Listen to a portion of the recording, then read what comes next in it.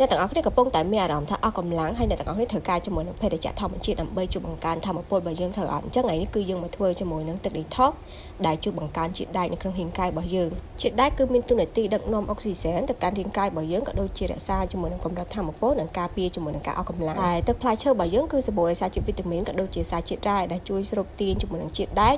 ដើម្បីជួយផ្ដល់ធម្មពលចេញពីខាងក្នុងរាងកាយរបស់យើងជាមួយនឹងផ្លែការ៉ុតគឺវាសម្បូរដោយសារជាតិវីតាមីន A ដែលជួយប្រឆាំងជាមួយនឹងសារជាតិអុកស៊ីតកម្មក៏ដូចជាជួយទៅដល់សុខភាពទូទៅនិងធ្វើឲ្យប្រព័ន្ធភាពស៊ាំរបស់យើងមានភាពរឹងមាំមួយនឹងខូចឆ្មាផងដែរគឺវាជួយបង្កើនសមត្ថភាពរាងកាយរបស់យើងឲ្យស្រូបយកជាមួយនឹងជាតិដែកចំណែកឯមើមយើងគឺវាសម្បូរដោយសារជាតិដែកក៏ដូចជាជួយធ្វើឲ្យឈាមរបស់យើងរត់បានល្អប្រសើរអញ្ចឹងសម្រាប់បងដែលគាត់ឆាប់អស់កម្លាំងហើយយើងមានជាមួយនឹងបញ្ហាស្លេកស្លាំងអីបងទាំងអស់គ្នាអាចធ្វើជាមួយនឹងទឹក detox ដែលជួយបង្កើនជាមួយនឹងជាតិដែកបានចំណែករសជាតិគឺឆ្ងាញ់មែនទែនអ្នកទាំងអស់គ្នាបងទាំងអស់គ្នាអាចទទួលទានមួយថ្ងៃមួយកែវដែលយើងអាចទទួលទានពេលព្រឹកព្រលឹមព្រោះតែទេក៏បានឬក៏ពេលថ្ងៃរសៀលក៏បានដែរអ្នកទាំងអស់គ្នា